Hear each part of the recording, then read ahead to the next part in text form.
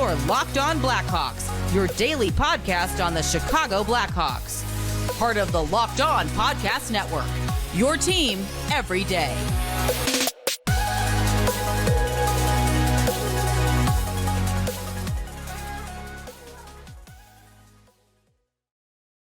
Welcome to the Locked On Blackhawks podcast, part of the Locked On Podcast Network, your team every day. Just want to say thank you, as always, to everyone out there for making the show your very first listen, and a reminder that you can watch and follow for free on YouTube and wherever you get your podcast. Make sure to do that real quick so that you can get the show when it's available each and every day. Joining me now is none other than a recurring guest at this point, the man himself, Charlie Roumeliotis from NBC Sports Chicago, to talk all things Blackhawks as we kick into the offseason here. Charlie, as always, man, thank you so much for coming on the show. How's the offseason treating you so far? Of course. What's going on, Jack? So first things first, the last time I was on, you have a new scrolling bottom line. And I was like, man, this is legit. This is like a legit bottom line. Now I'm on and you have this sick new intro. So every time I come on, there's something new to the show. That's very awesome. So you've been doing some great work. I'm happy to join you. I know the season's finally winded down and now we'll turn our attention to the draft, but it's nice to have a little bit of downtime before things ramp up a little bit in a couple weeks. Absolutely. We were talking about that a little bit before the show. And let me just say thank you very much. I wish I could take the credit for that stuff. It's a lot of the folks behind the scenes here at the Locked On Podcast Network are not the most artistic or tech savvy, so they've cooked up some good stuff here, but I appreciate the kind words as always, Charlie. You mentioned last time you were on, I think it was right before the trade deadline, so obviously there's some stuff there that I'm going to want to get into a little bit later on the show, but what I wanted to open things with is the Blackhawks end of the season, right? They do not wind up finishing in last place. They come in third to last place. That gives them an 11.5% chance of landing the number one overall pick in the 2023 NHL Draft Lottery. That's creeping up on us. I believe it's just 12 days away now. And with the Blackhawks not finishing last, obviously there was some frustration out of the fan base there, right?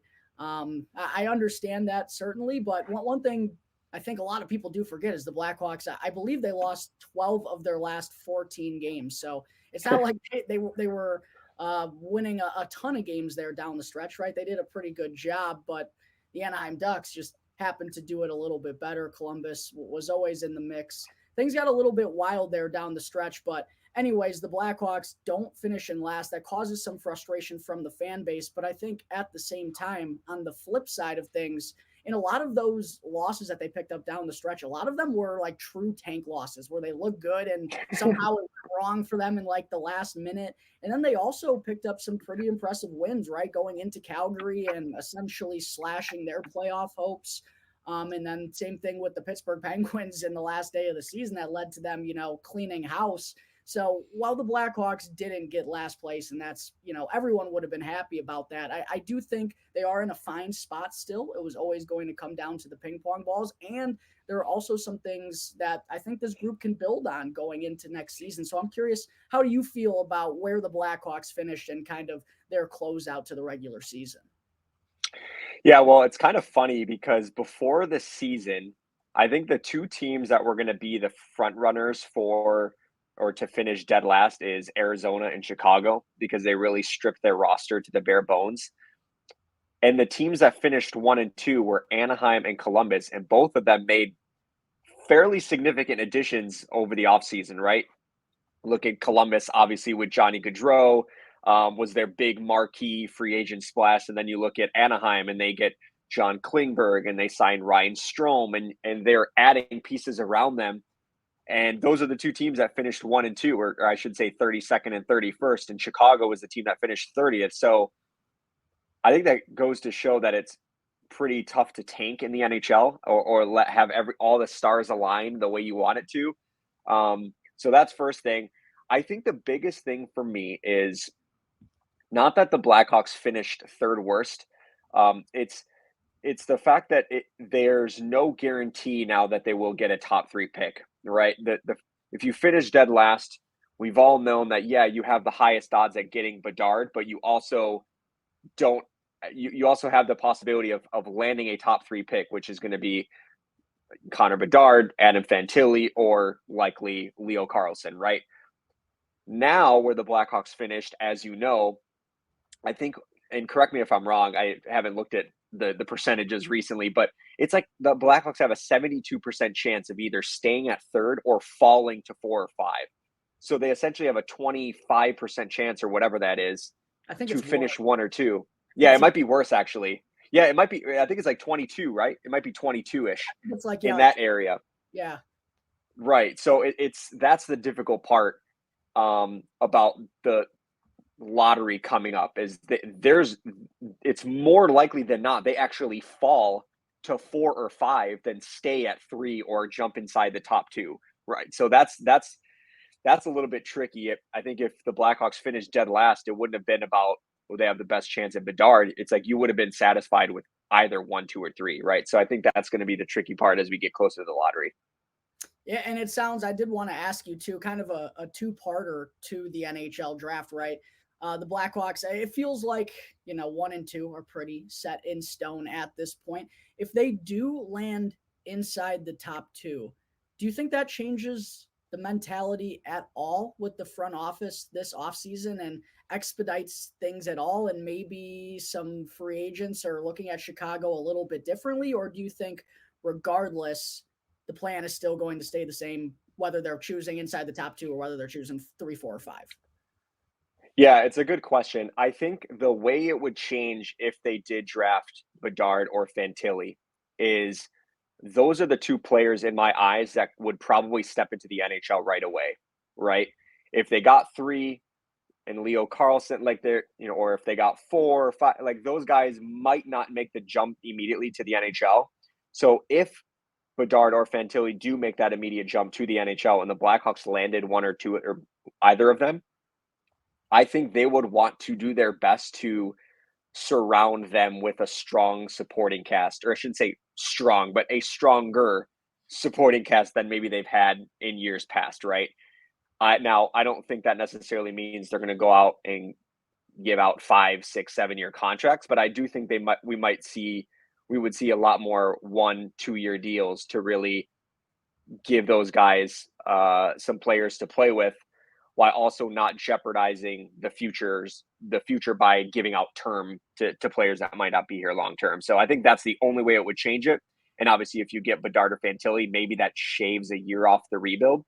But I don't think it would necessarily change as far as the overall philosophy for Kyle Davidson.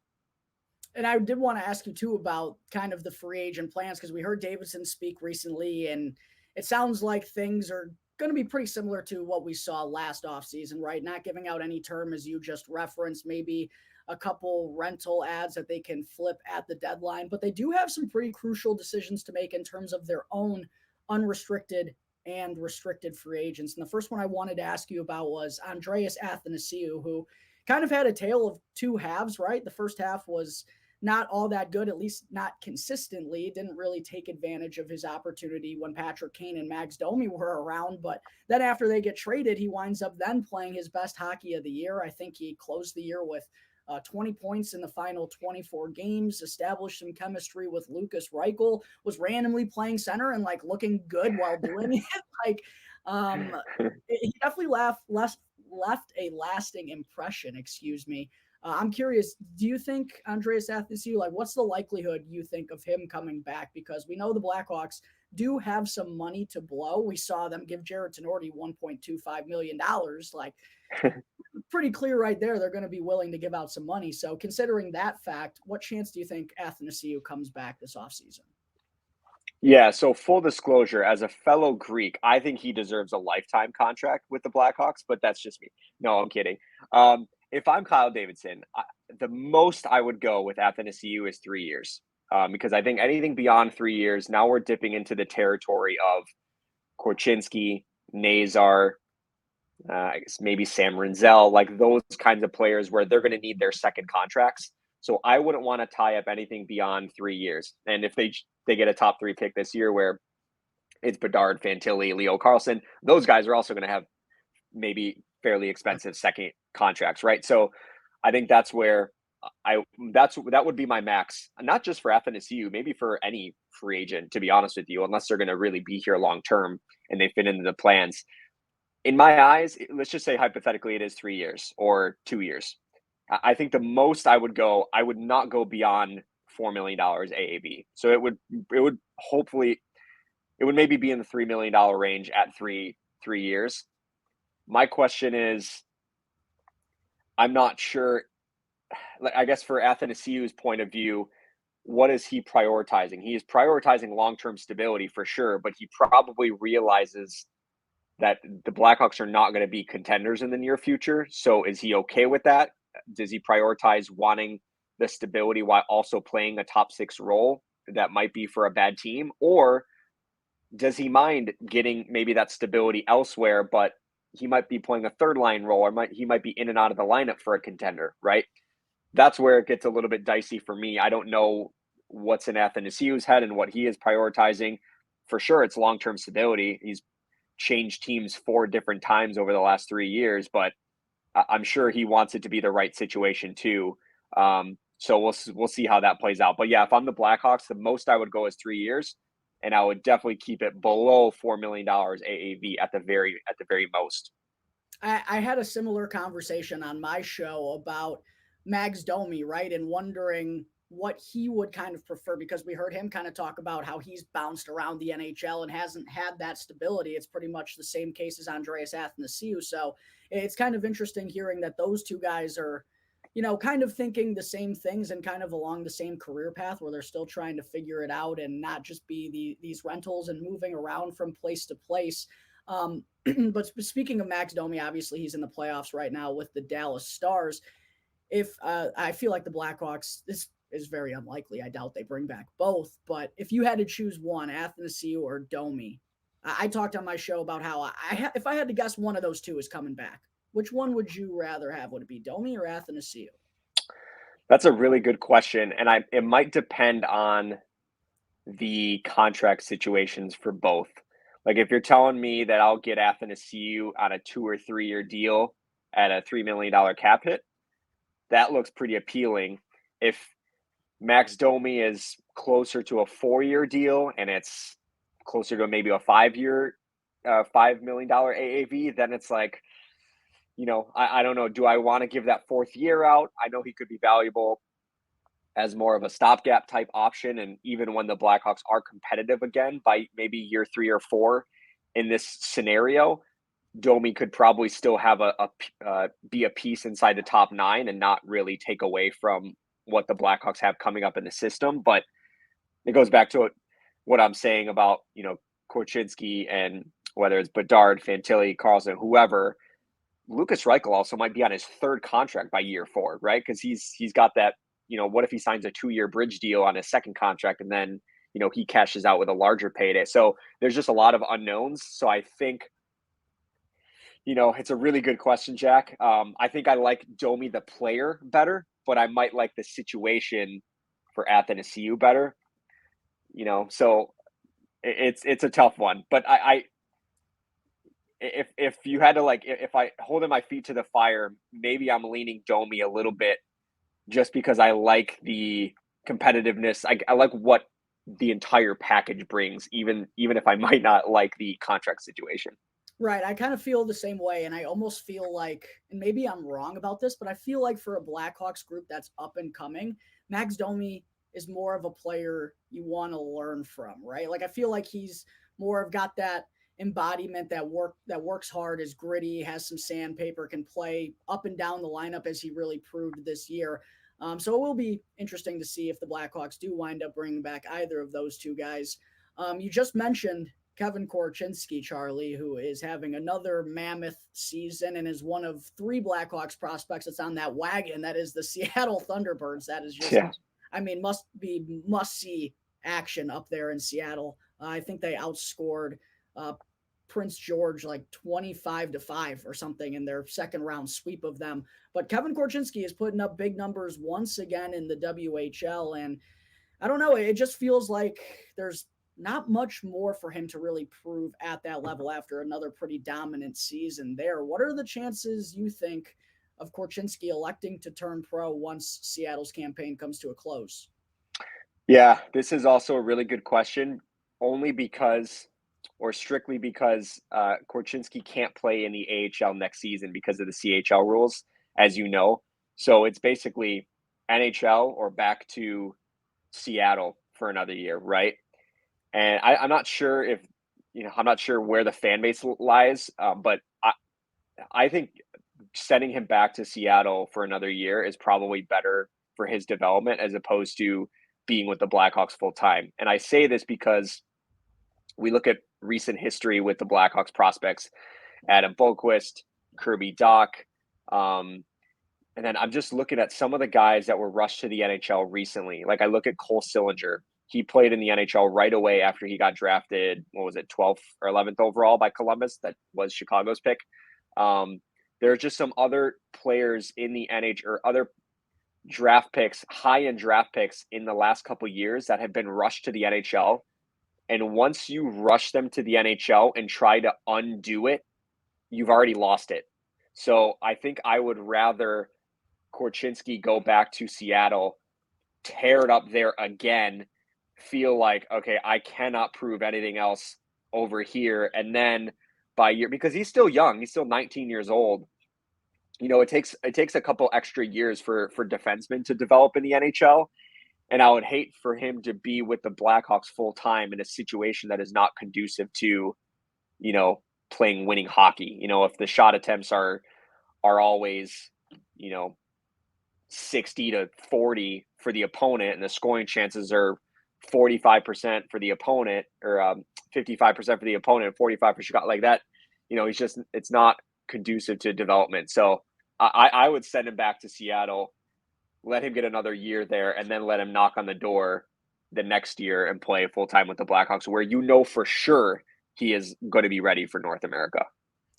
That's a really good point that you bring up. You might have just changed my mind on that whole situation, because this does feel like a story that we have seen before.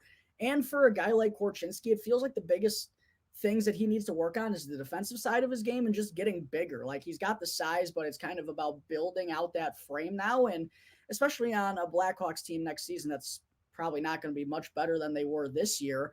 He'd be doing a lot of defending, stuck in his own end. Like, it might not suit exactly what he's trying to grow at or what he's trying to do. And I think that's a valid point.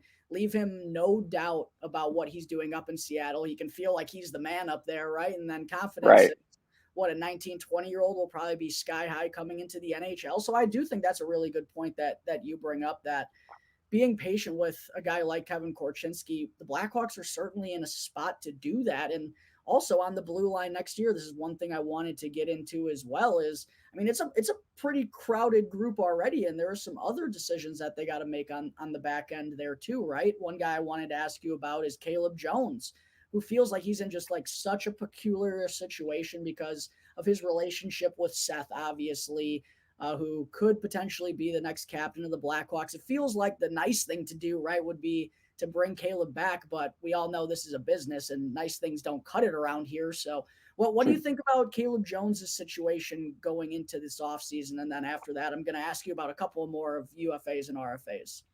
Sure. So I think it's interesting because it depends on what the Blackhawks want to do next year with their back end. Is next year a year where you want to bring up Vlasic, you want to bring up Isaac Phillips, you want to give Wyatt Kaiser time and just let them have the ice and let them have the minutes? Or is it going to be another year like this year where you want to bring in a Jack Johnson, you want to have a Jake McCabe around, you want to have those veterans to shoulder those types of responsibilities so that the young defensemen are not in over their heads and they're just getting skated around by the opponents, right?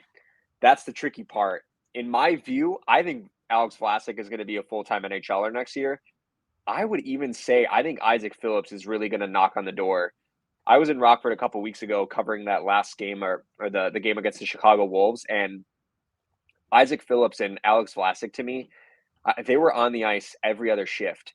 And I actually asked someone in the organization, I was like, how many minutes did they play tonight? Because it felt like 30.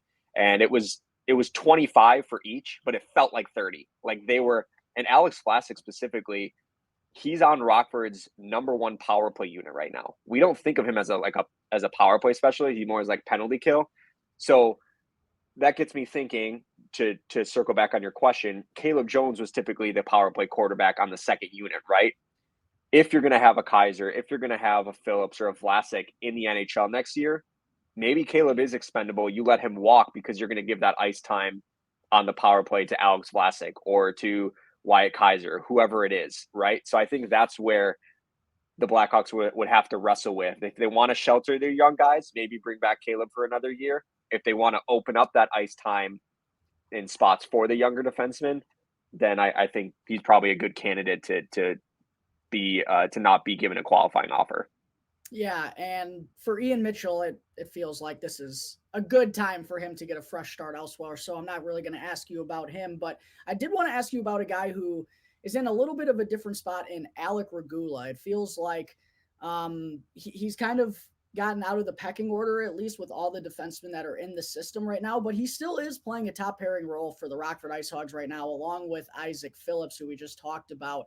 And it feels like Regula, if he were to get re-signed, there wouldn't be any chance for him to probably start in the NHL unless something crazy happened this offseason, right? But I'm curious, do you think there's any interest for him to come back and be a defenseman in Rockford again next season and to continue to see how his development process goes? Or do you think he also kind of falls in the same category as Ian Mitchell, where we have a lot of bodies here and maybe it's time for a fresh start?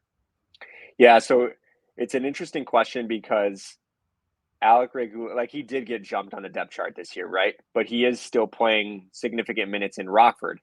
So, like, to me, you brought up Ian Mitchell. He's for sure a candidate to not be back with the Blackhawks only because of the way they used him down the stretch last year. They wanted their young defenseman to either be playing with the Blackhawks or playing significant minutes with Rockford. Ian Mitchell was doing neither, so that tells me that's what they think of him in his future in Chicago, right? Regula is still playing those significant minutes in Rockford, and he still fits the mold of what the Blackhawks want from their defenseman. Big, I don't want to say physical because that's not his type of game, but he's a big mobile defenseman, right?